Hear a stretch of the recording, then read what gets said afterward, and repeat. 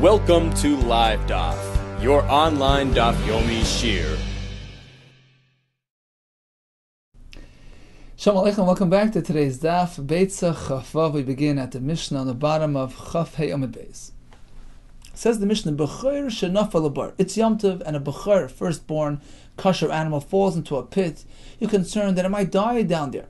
Now, even nowadays, a B'chor, if it is a tam, an unblemished animal, cannot be eaten. It's a carbon. You must wait until it gets a mum. But not just an ordinary mum, it has to be a mum kavua, a permanent blemish. So we have the b'chor in the bur. He'd like to get it out of the bur. What is he meant to do?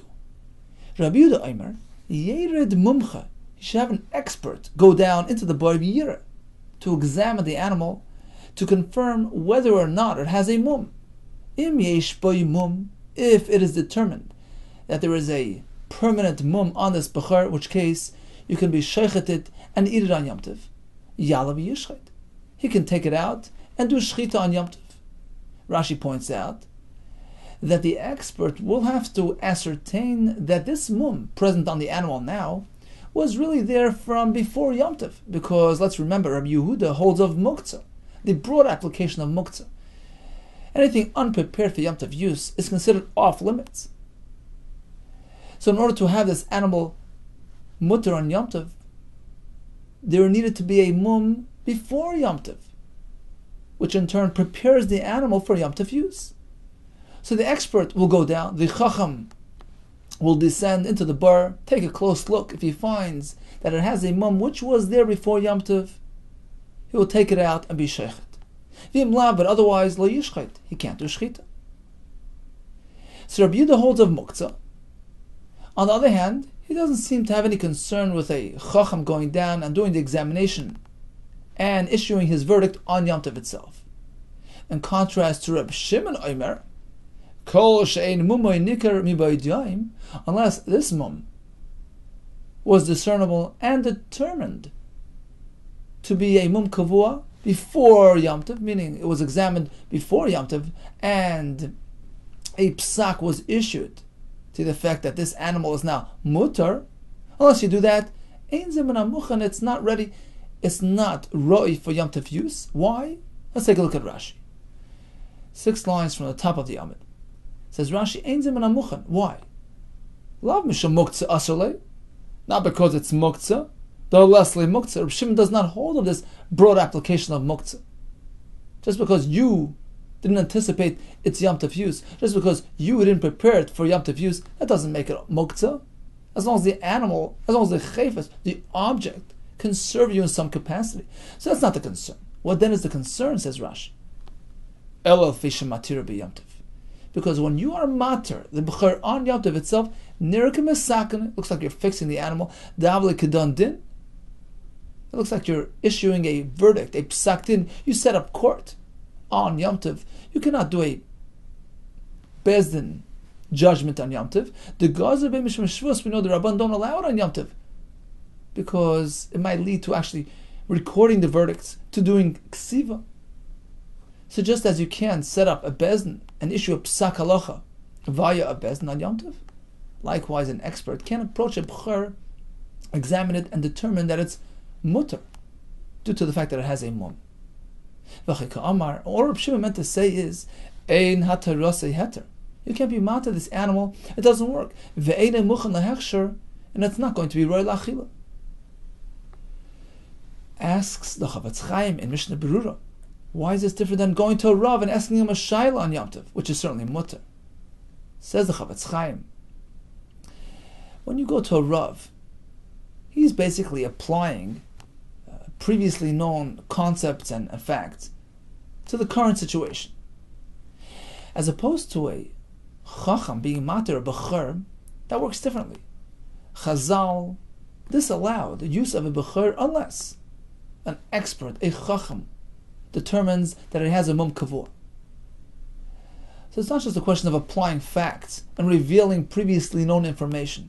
He is actually generating a heter. He's crafting, he's fashioning a heter on Yom Tov.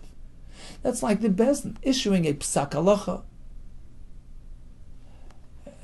which is a result, a product of their analysis and their shikol hadas. It's their own creation. And that can't be done on Yom Tov. As opposed to just approaching a Rav for a psak halacha and have him apply a previously known halacha to this specific situation, that's not called matir b'Yom Tov and like a done din, and that certainly is not a concern. So in conclusion, we have Rabbi Yehuda, we have Rabbi Shimon. Rabbi Yehuda holds there is a concept of muktzah, meaning something unprepared for Yom Tov use would be a concern. So as long as this mum was here before Yom Tov, it's been designated for Yom Tov use. On the other hand, to examine an animal on Yom Tov, that's not a concern. That's not called being matir. That's not like a bezdin. No problem.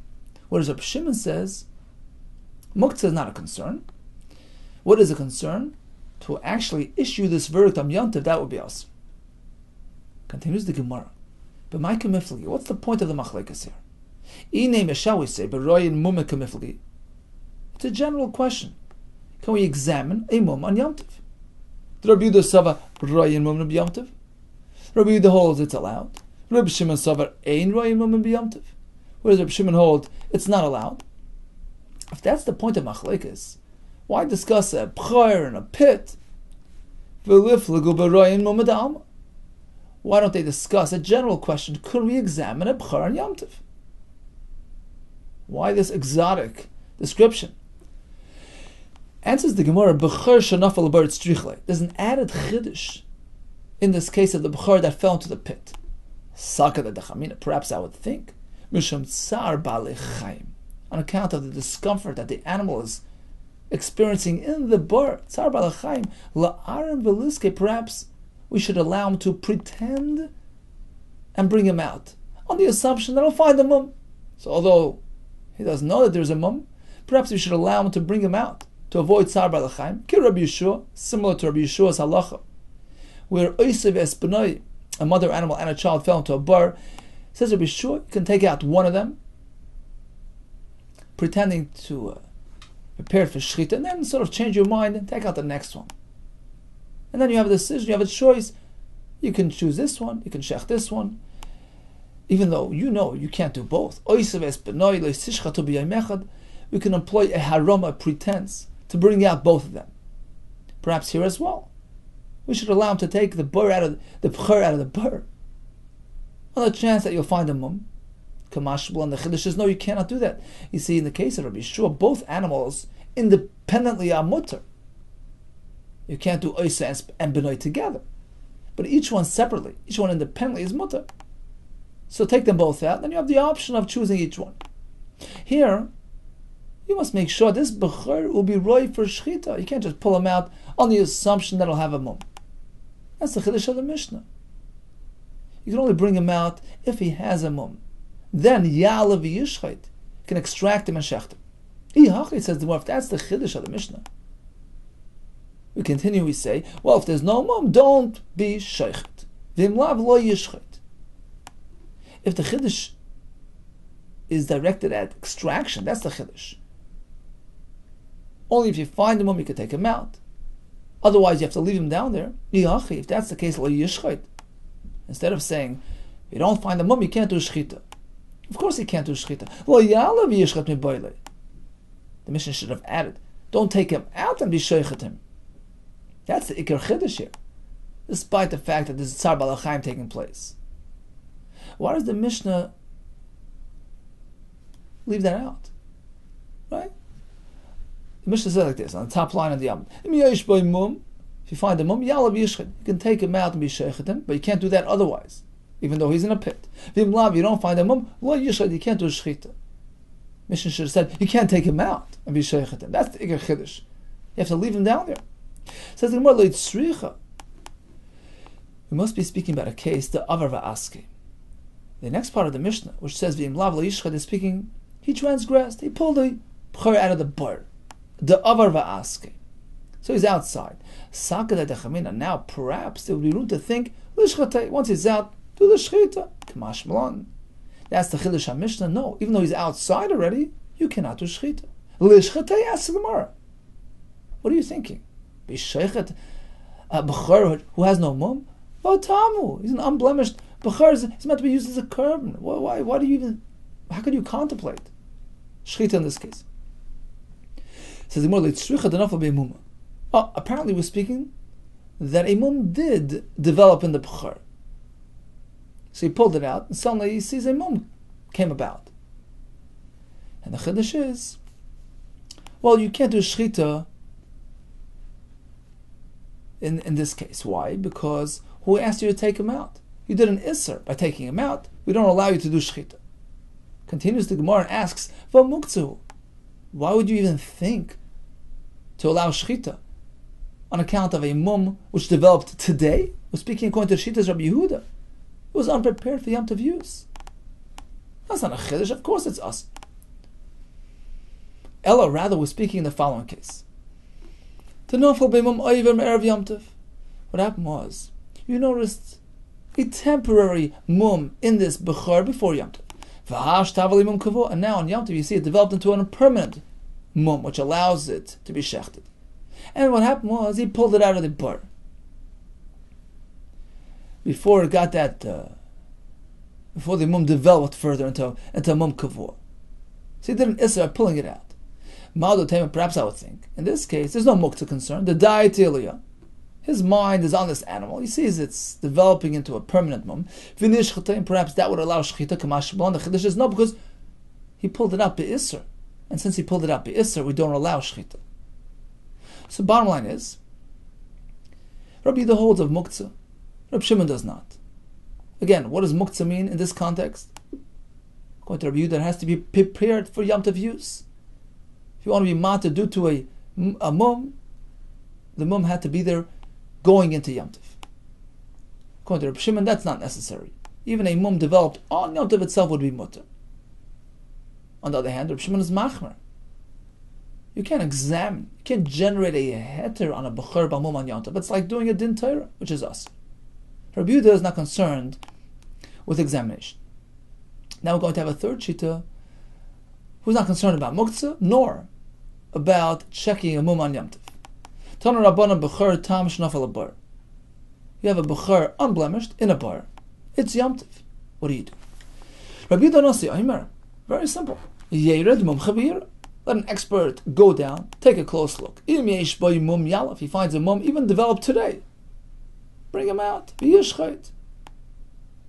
Because you're allowed to check for a mumin. Don't equate it with a din Torah. And even if it's a fresh mum, that's okay. As long as the animal is roy l'shchita l'achila, it's mutter. We don't need it to be designated for this purpose before Yom Tov. So he's matter on all accounts. We don't apply muktzah. We don't prevent examinations. V'im lav l'yishchot, if he doesn't find a mum, you can't do shchita. Amalei Reb Shimon ben Menasya. You're not concerned with examining a bechor on Yom Tov? Hari Amru, didn't they, those in the previous generation, referring back to the Mishnah, Reb Shimon in the Mishnah, Reb Shimon bar Yochai, didn't they say that you're not allowed to check a bechor on Yom Tov?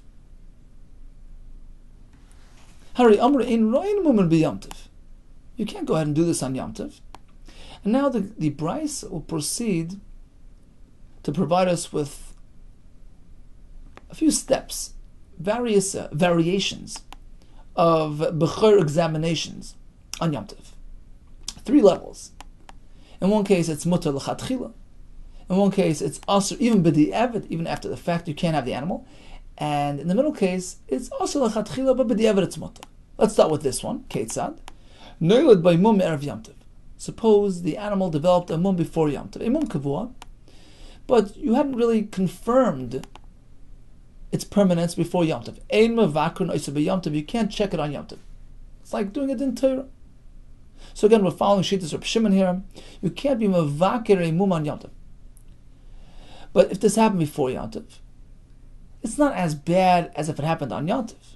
Rashi explains, since it already had that mum before Yom Tov, it's close, pretty close to getting its heter.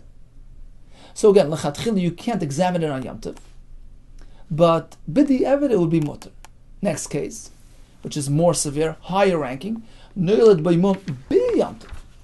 If it developed its mum only on Yom Tov, that's even worse. Rabbi Shimon Omer ein zeh min hamuchen, that's unprepared, meaning it's not right, it's not mutter, you're not allowed to. Check it, even if you do, it's asur.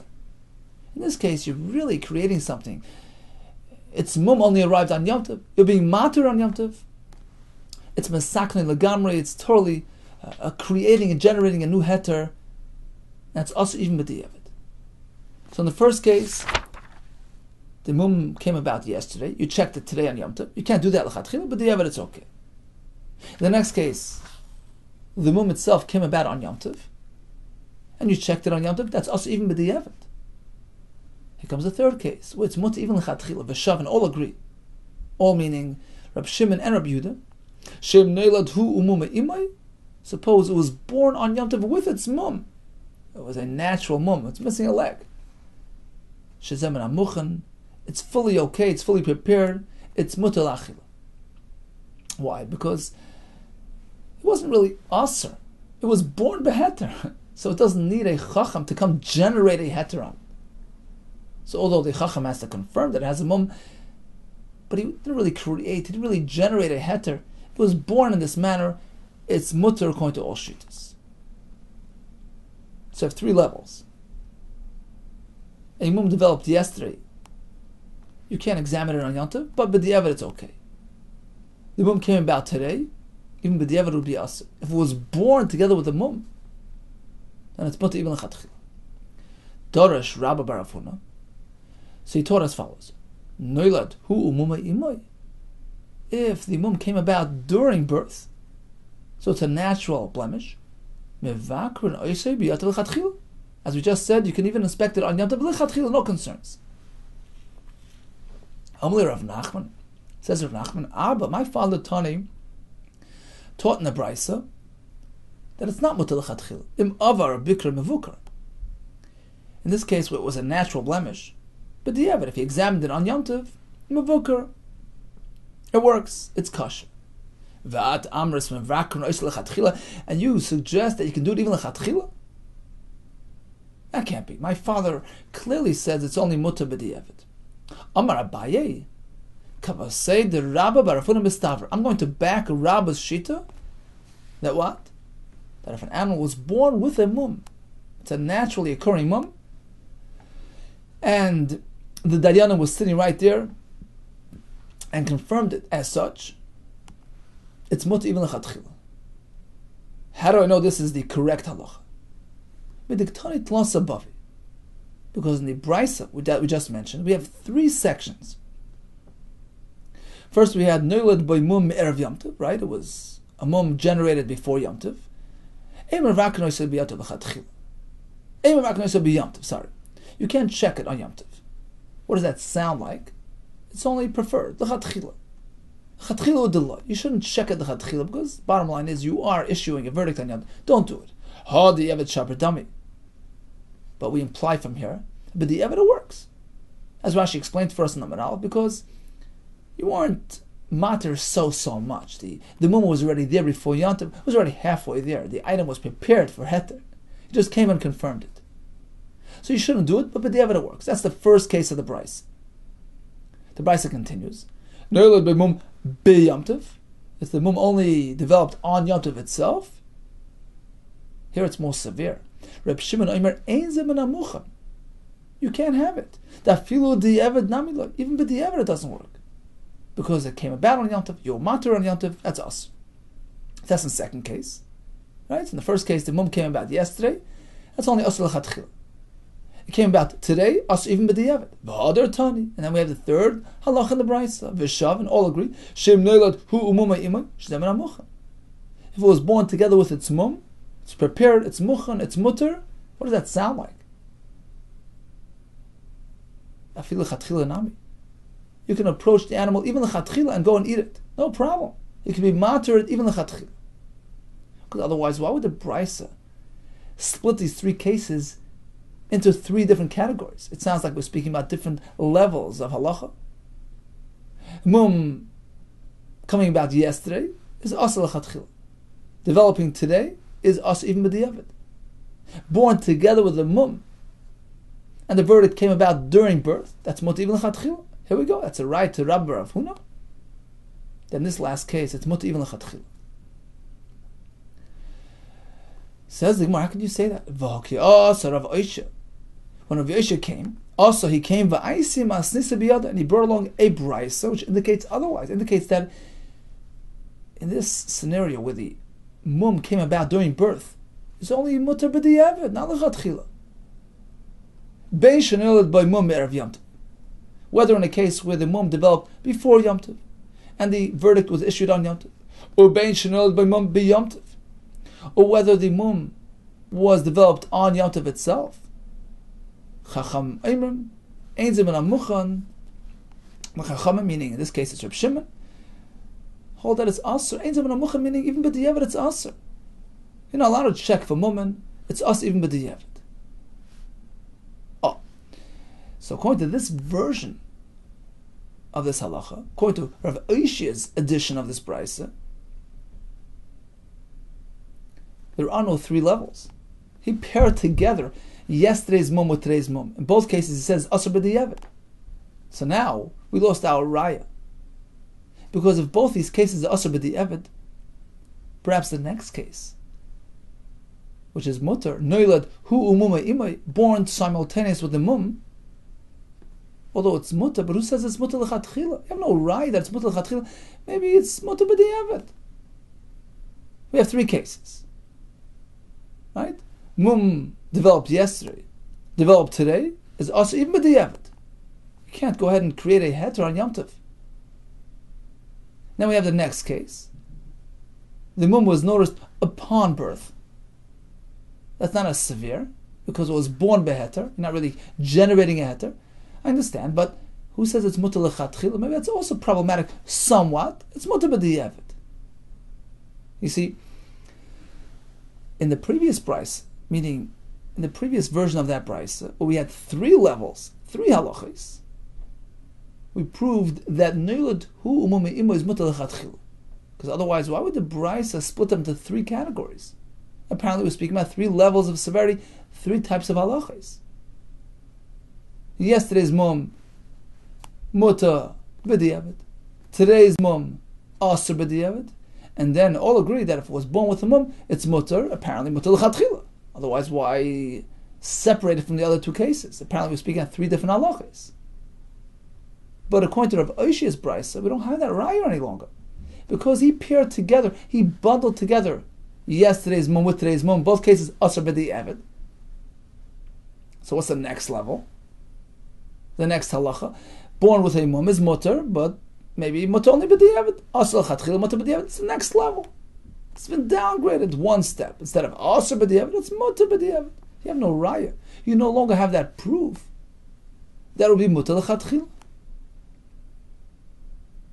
Velakashya hach.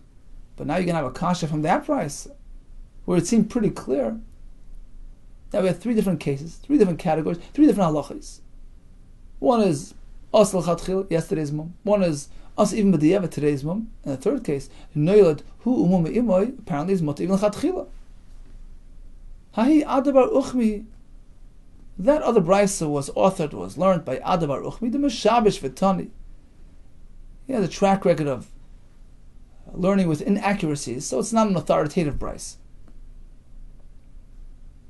So it seems from the conclusion of the Gemara here that even if it's noilad hu umuma imoy, it's mutar but only b'diavad. Omar of Nachmar Yitzchak, I'll even prove that to you. Mastis namidek. Our Mishnah seems to indicate as such that what? That when you have an animal that developed a mum yesterday, but it was shown to the Chacham today, it's asr even b'diavad. Likewise, a mum that developed today is asr even b'diavad. So it's a raya to the most recent Beitzah. Unlike the first Beitzah, that a mum developed yesterday would be mutar b'diavad. No, we're going to disprove that from our Mishnah. Ma'asis namidek. The Tani Mishnah says, Shimon Omer kol shein mum nikrin be'erev Yom Tov. If the mum was not discernible before Yom Tov, ein zeman amuchan, it's asr. Now, my ein mum nikr. What does he mean ein mum nikr? Ilay me'esh ein mum nikr klal. You don't see a mum, there's no mum at all. It wasn't there before Yom Tov. Pshita. Then Of course it's asa. Pshita lamema. Is there a need to discuss this? Rashi explains. Remember, Rabbi Shimon was addressing Rabbi Yehuda, who holds that unless something was prepared before Yom Tov, it's muktzah. So when speaking to Rabbi Yehuda, and speaking about a Bechor that didn't have a mum yesterday, rather, he developed a mum today on Yom Tov, is there any need? Do you have to say that it's asr? Of course it's asr. According to Rabbi Yehuda, it's muktzah. Because coming into Yom Tov, you didn't have a chance of being edible on Yom Tov. Ella, rather, it must be that Rabbi Shimon was not referring to such a case. Ella d'lis chazil chachem erev Yom Tov. Certainly the animal had a mum, but it wasn't displayed to the chacham yet. To decide, mum kavua, mum over, whether it's a permanent or temporary mum. So we're speaking about an animal that had a mum, but it wasn't yet shown to the chacham yesterday, until Yom Tov. And what does the Mishnah say? Ketani miyas. What does the Mishnah say? Ein zeman amuchen. It's not mutter. Shema mino. What is this a raya to? That even b'di'evid would be asur. Even in the case where the mum was there yesterday, because you may not bring a b'chor to a chacham on Yom Tov, and that's us even b'di'evid, and that's a raya to the most recent brisa presented by Rav Oishia. That in both cases, whether the mum was developed yesterday or developed today, that would be us even b'di'evid, which leads us to the conclusion that in the other case where it's mutter, in the case where it was born with the mum, in which case the mum was noticed as it was being born, so there's no concern of his examination of generating heter. In that case, it's less severe. Certainly it's mutter, but it's one step down. Not mutter l'chatchila. Rather, it's only mutter b'di'evid. Okay, so in conclusion, we have three shittas. We have Rabbi Yehuda holds of muktzah. What about the issur of checking a b'chor? No concern there. Rabbi Shimon holds there's no muktzah when the item is roi, meaning the fact that it was unprepared does not make it muktzah. On the other hand, he's machmer when it comes to checking a b'chor. And according to the conclusion of the Gemara, whether the mum arrived yesterday or arrived on Yom Tov itself, the animal is also even b'di'evid. If it was noilad b'mumoy, then it's mutter b'di'evid. We had Rabbi Yehuda Nasi, who's not concerned about muktzah, nor about the prohibition of doing bikur on a b'chor on Yom Tov. Says the Gemara, Boi minei Rav Hillel mirab. Rav Hillel asked Rabbi the following question: Yesh muktzah l'chetzi Shabbos, or yein muktzah l'chetzi Shabbos? Suppose the muktzah status of an item arrives on Shabbos itself. So going into Shabbos, perfectly suitable. Suddenly on Shabbos itself it becomes unsuitable, becomes muktzah. So Chatzi Shabbos means that somewhere in the middle of Shabbos, muktzah arrived. Yesh muktzah l'chetzi Shabbos. So we say that muktzah acquisition, that status that arrives in the middle of Shabbos, sticks and stays until the end of Shabbos. Or ein muktzah l'chetzi Shabbos, even though the muktzah status arrives now, but as soon as the reason for the muktzah dissipates, the din muktzah disappears as well. It doesn't stay on, doesn't linger till the end of Shabbos. Hey Chidami, what are we speaking about? Either achsi ben hashmashos. If the item was roi la'achila ben hashmashos, achsi, then it was roi. Then what's the problem? Either lo achsi. If it was not roi ben hashmashos, lo achsi. Then it becomes muktzah from the beginning of Shabbos throughout the entire Shabbos. So let's go over to Rashi. About 15 lines from the bottom. Sorry, around 18 lines from the bottom. Yesh muktzah l'chetzi Shabbos. Mishum chatzi Shabbos. Im huktzah b'chetzi. If muktzah was applied somewhere in the middle of Shabbos, may have a muktzah l'kuli Shabbos, imloi. Does that muktzah status stick throughout the entire Shabbos or not? Hey Chidami, what are we speaking about? Michti, let's take a look. Stam muktzah, what's your typical classic example of muktzah? Says Rashi, Hainu groigrois vitzimukim, dried figs and raisins. Shemal oisan al masi yapshin. You transport the grapes and the fresh figs up to the roof. to get them sun-dried, and he designates them, he sets them aside, he pushes them away from personal use for this purpose, to have them processed into dried items. Now, from when they start drying up, they're no longer edible until they fully dry. So that's your typical classic example of something becoming muktzah. Now, this Chatzi Shabbos that you're speaking about, that the muktzah status arrives on Shabbos, give me an example of what you're speaking about. Either achsu, so it was roy at the onset of a Shabbos, shenigmar malachta ben hashmosh, was already fully dried ben hashmoshes. When Shabbos arrived, achsu, then you have no problem, it's mutter. You have no point in Shabbos when it wasn't muktzah. So what's the shayla? On the other hand, if during ben hashmoshes they were unfit for consumption, and certainly they're also, you know why? Because they were not prepared before Shabbos. The one that holds of muktzah, right? The one that holds that has to be prepared for personal use, Reb Shimon, Reb Yehuda, when does that have to be prepared? Right before Shabbos, for Shabbos use. As the pasuk says, some say Rashi is just using the pasuk as an asmachta, as a support, because perhaps muktzah is not minat Torah, but we see from the pasuk that preparation takes place when? Before the event arrives, right? So going into ben hashmoshes, it has to be designated, has to be roy, has to be suitable for consumption. So again, if it's roy ben hashmoshes, there's no shayla. If it's not roy, you have bona fide muktzah. That's not Chatzi Shabbos, that's full Shabbos. Continues the Gemara. Apparently we're speaking in the following case. Da achsi, v'hadar itchi. So going into ben hashmoshes, it was not yet rotten. It didn't really dry up. It didn't really shrivel. It was perfectly edible. V'hadar itchi. Then, actually Rashi learns like this. It was achsi. It was fully dried. Right? It was fully processed ben hashmoshes. You have raisins, dried fig. Then on Shabbos something happened that made them unsuitable.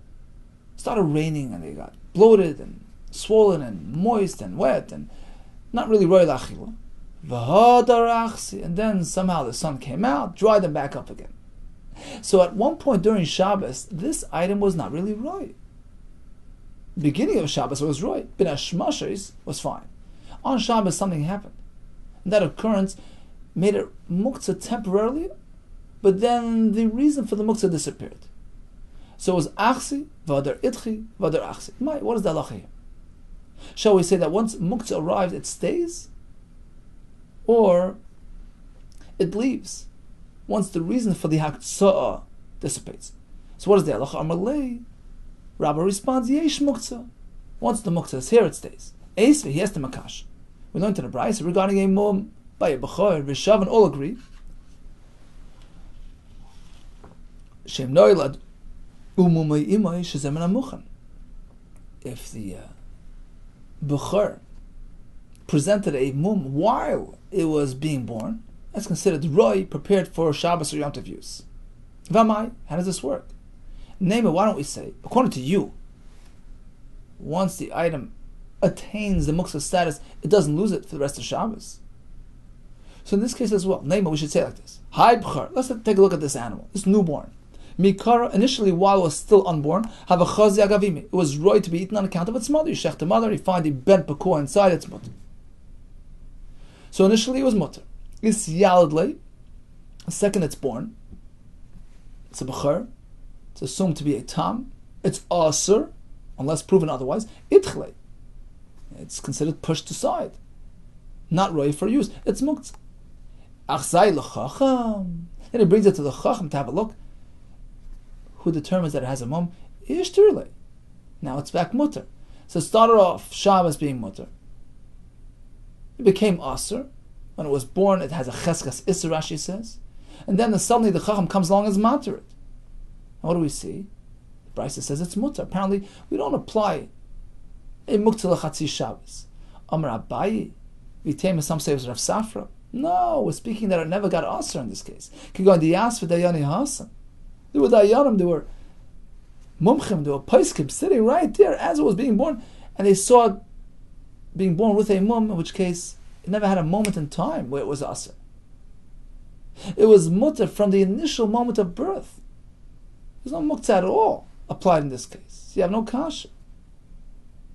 To our halach. There's another version of Rabbi's response to Hillel's shaila, whether or not there's a muktzah l'chatzi Shabbos. Amalei ein muktzah l'chatzi Shabbos. The answer is no. Muktzah has to arrive at the beginning of Shabbos. Once Ben Hashmashos passes you by, even if it becomes muktzah, as long as the reason for the muktzah dissipates, the halach of muktzah dissipates as well. That was his response. Perhaps we can prove this concept from this Beitzah that we just mentioned. Vishav and all agree. All agree. Even Rabbi Yehuda, who holds a muktzah, agrees that if it was born with a mum, it's mut. Let's take a look at this bechor. Initially, while it was still unborn, it was mut on account of its mother. Once it's born and presumed to be a tam and aser, it's been set aside, pushed away from use. It's aser, it's muktzah. Then he showed it to the chacham, becomes back mutter. I have a right to you. Then muktzah l'chatzi Shabbos. Amar Abai, Abai responds, v'temer of Safra, ki goy di Yasvi, Dayani Hassam was speaking that Dayanim were there right as it was being born, in which case it never got a muktzah status even for a short moment. Tashma, listen to this kasha on your psak of a muktzah l'chatzi Shabbos. The Beitzah says, he was having some grapes. V'hoiser, left over some grapes. V'helen lagag, brought them up to the roof. Last them tzimuka, to sun dry them into raisins. But to Einem, he was in the midst of eating some figs. V'hoiser, and he left some over. V'helen lagag, last them groigers. He brought them up to the rooftop to sun dry them into dried figs. He can't have them on Shabbos or Yom Tov unless he prepare them in advance, before Shabbos arrives. He designated them for Shabbos use. The same thing would be applied by farsikin, by chavushin, by shalkum pairs with other types of fruits in the same circumstance. Now let's analyze this Beitzah. The Beitzah which says you can partake as long as you designate. If during Ben Hashmashers these things were roy lachila, why do you have to designate? It's a plain fruit. If during Ben Hashmashers they were no longer roy lachila, they have been partially dried in the process of drying and not really edible, well then designation won't change that. If he designates pebbles and stones, useless items, that azmana doesn't take effect. How's that going to change the matter? Perhaps we're speaking. What happened was, he didn't want to trouble himself to go up on the roof. He doesn't know what's going on Ben Hashmashos. So he wants to cover all bases. He says to himself, if they're roy right now, Ben Hashmashos, I'm going to have them tomorrow. And the chiddush of the Beitzah is that since there's an uncertainty as to the edibility of these items, unless he's mazman, unless he designates, it's considered muktzah. Perhaps that's the point here. It's wavering. It's unclear as to whether it's roy or not. So he has to have that conscious hazmana to make it muzuman, prepared for Shabbos. Really? Is that necessary? The fact is, it's roy lachila. You don't need him to be involved. B'amar of Kahana, muktzah sheyavesh. If you set aside some figs, some raisins up on the rooftop to dry up, and the fact is they're already dried, completely processed, come Shabbos. It so happens to be that the owner not really aware of the fact that they're fully processed. Come Ben Hashmashos, mutter. You can have them on Shabbos. The fact is, it's mutter. The fact is, it was right. You don't need him involved. If the item was roy Ben Hashmashos, then notwithstanding his lack of hazmana, the item is mutter. So that can't be pshat in the Beitzah. That requires hazmana. So what then is the Beitzah speaking about? Elalav apparently was speaking in a case like this. He took up some extra grapes, some extra figs, onto his gag for drying. And what happened was, the chazu, they were perfectly edible ben hashmashos. Ve'itchu, and then something happened. They got wet, they got moist, they became unsuitable la'achila. So it became muktzah. V'hadar achsu, and then somehow on Shabbos they dried up again, became roy la'achila. The Beitzah says the only way you can have it is if you were mazmin mi'ba'id yom. I had in mind if they're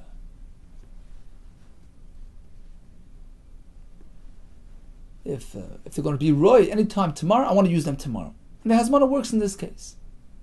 Okay, if that's the pshat in the Beitzah, then we're going to have a kasha on the psak halach of the Gemara, which said that a muktzah l'chatzi Shabbos, that if something occurs on Shabbos to make something muktzah, and then that reason goes away, it falls back to square one.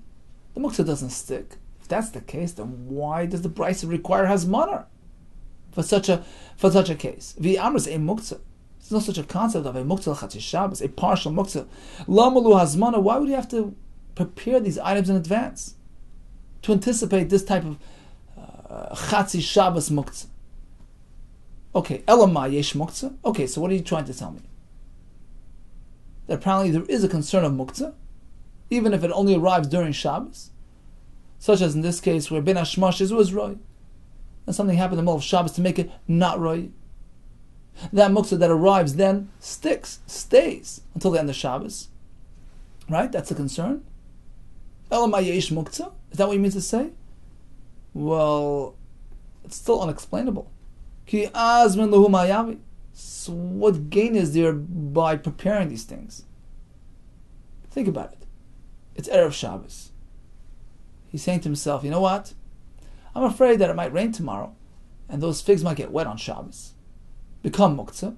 So therefore, I'm preempting that. I want to use them as soon as they become ro'i again, as soon as the unsuitability dissipates. Right? That's what he's trying to do. What good is that? It doesn't really have an effect. He's making hazmana before it becomes muktzah, and then the muktzah arrives, and then muktzah undoes his hazmana. You see, you can only prepare something in its current state. You can say, I'm going to have this item the way it is. You can't say, well, I'm going to have it after it becomes muktzah, and then muktzah goes away. That's 2 steps ahead. You can't prepare something that far in advance. It's a different item. It's a different circumstance. So either way, we can't understand the Beitzah. We don't really have a pshat. If a muktzah which arrives midday disappears as soon as the reason disappears, then why would he need hazmana? On the other hand, if it sticks and lingers on, hazmana wouldn't work. So we're stuck. Says the more apparently we have to learn the Beitzah as follows. So Yitzricha must be speaking the achsu v'le'achsu. What happened was he had some extra fruit, threw them on the roof. Come in hashmashes, they were somewhat edible. The achsu v'le'achsu.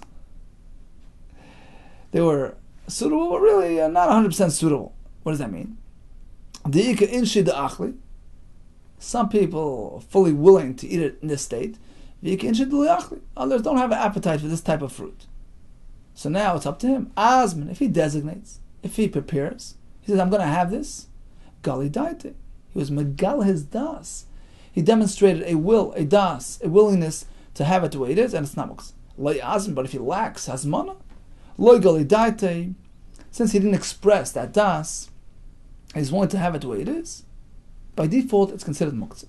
So in any case, it has nothing to do with muktzah chatzi Shabbos. We're speaking about going into Shabbos in a state of achsi v'lay achsi, somewhat suitable, and therefore you need his explicit hazmana to indicate what he has in mind for this fruit. Amr b'zera toshma, I'll bring you a raya that ein muktzah chatzi Shabbos. If a muktzah arrives on Shabbos and goes away, it goes away, it doesn't stay on. Very simple raya. You pull in v'hadoshim. You have a pot full of peas and lentils, which are cooking away on Shabbos. Now, the hapulim v'hadoshim meikara, these beans initially while they were raw, chazalakus, you could have chewed them raw. So roy lachil. Shadinu b'kederi, you toss them into the pot, and it starts cooking away. Idchiluhu. They've now been set aside and pushed away. They're no longer roy lachil, it's boiling hot, roast, cooking away. Goma b'shulayu.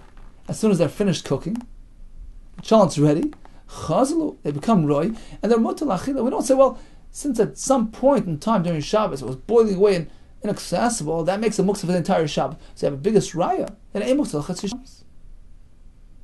Hamali Abayis, Abayis responds to Rabbi Zera. Why do you go to Pulin V'Adoshin? Well, Tamech, according to you, Tishalach Kederis the Alma. Take a look at any pot. The Stam Kederis, typically a pot is the Alma, Ben Hashmoshes Roischanen. Typically your pot is boiling during Ben Hashmoshes. We assume you cook it up before Shabbos, and it's still boiling Ben Hashmoshes. And what happens? L'urta, Friday night, Achlinu Minayu, who doesn't have food cooked from Shabbos into from Erev Shabbos into Shabbos, boiling Ben Hashmoshes. What do you mean? It's muktzah. Coming into Shabbos, it was boiling. That's a bona fide muktzah. That's not muktzah l'chatzi Shabbos, that's worse.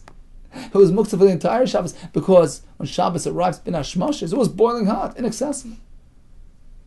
So why don't you bring a rye from every boiling pot? Oh, must be, it's a different thing. Unrelated to our Shaila. Why? Elo gemari b'di adam, something which can be completed, whose process can be concluded manually. You have control over the process. Like a boiling pot, if you wish, just take it off the fire and cool it off. Like him a boilan, there was never a question that it's not muktzah. Rashi says, he's not really setting it aside, he's not diverting his mind from it. He knows it's accessible. If he only wishes, he pulls it off the flame and has it. There's no shaila that's not called muktzah. It's different in the case of the Pulim V'Adoshin as well. You have no raya to our discussion.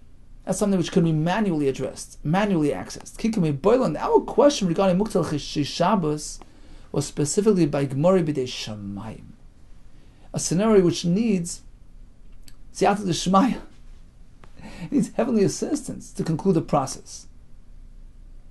Fruit drying on the roof, you need that sunshine, you need the heat of the Chama. That's not in your hands. You don't know what's going to happen to it, and therefore, in that case, as soon as it becomes unsuitable, it becomes wet, or whatever it is, it's not right, you have to rely on nature to take care of that. It becomes muktzah. And now we have the shaila. If that muktzah arrives on Shabbos, so it wasn't there on the onset of Shabbos, rather in the middle of Shabbos, does that stick on? Does that stay till the end of Shabbos? Or does it go away as soon as the item becomes dry? We have two shitas. According to one version, the answer is yes. According to the other version, the answer is no. Okay, so what did we learn today? We learned about a bachar, which needs a mum to be roy for shchita bizman hazeh. So we have, like this, we have three shitas. We have two shailas and three shitas. One shaila is regarding the broad application of muktzah, which is teaches Rabbi Yehuda, something unprepared for Shabbos Yom Tov use, is considered muktzah. Whereas when it comes to checking, is there an issa to check a b'chor? No, there is no issa. Reb Shimon goes the other way. There's no muktzah, but you cannot check a b'chor on Yom Tov. Rashi says it's like done din. It's like running a court case. So now we have two levels regarding this halacha. If the mum developed before Yom Tov or developed on Yom Tov, in that case it's asa to check, he's being masakan, he's generating a heter, and it's also even b'diavad. However, if the mum came about while it was being born, and as the Gemara later explains, we have dayanim sitting right there on site to determine that as it's coming out to the world, it's really mutter. That's not considered generating a heter. It's been born with a heter. It's a natural heter. In this case, all the shouldn't do it, but the evid, that b'char is mutter. Concluded with the shaila of muktzah l'chatzi Shabbos, and as the Gemara concluded, we're speaking about something which is dependent upon a natural phenomena, such as the heat of the sun. Muktzah status which arrives on Shabbos, do we say that it sticks around for the rest of Shabbos, or does it go away as soon as the reason for the muktzah goes away? We have two versions, yes or no. Yesh muktzah l'Shabbos, and according to the second version, a muktzah l'chatzi Shabbos. Much hatzlachat to you and kol tov.